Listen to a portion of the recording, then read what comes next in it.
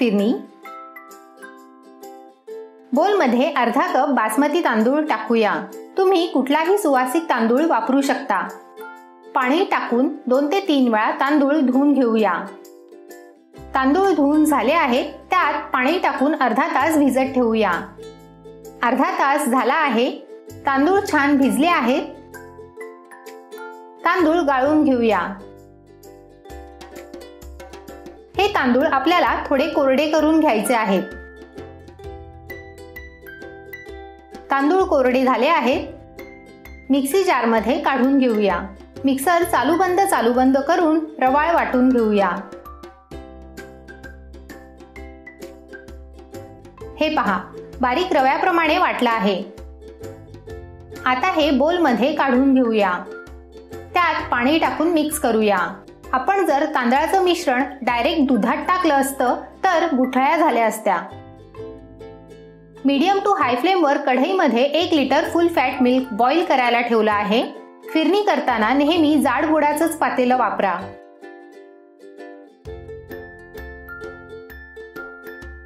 दूध गरम झालं आहे। 10 मिनिटं दूध छान बॉईल करून घेऊया।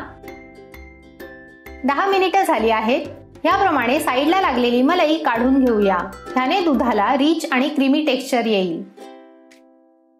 चिमूटभर केशर टाकूया। केशराच्या जागी तुम्ही केवडा वॉटर किंवा रोज वॉटर सुद्धा टाकू शकता।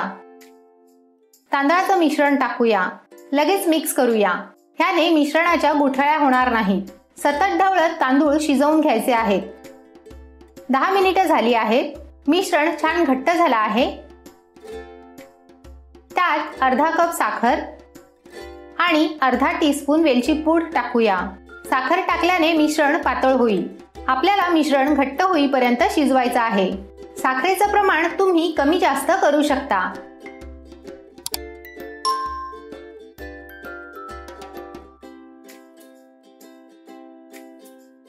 पहा, मिश्रण इतपत घट्ट हवं आहे। ह्यापेक्षा जास्त घट्ट करू नका, कारण जसं हे मिश्रण थंड होईल तसं अजून घट्ट होईल।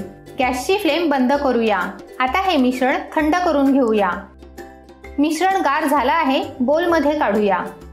तुम्हाला जर ही रेसिपी आवडली असेल तर व्हिडिओला लाईक, शेअर आणि चॅनलला सबस्क्राईब जरूर करा।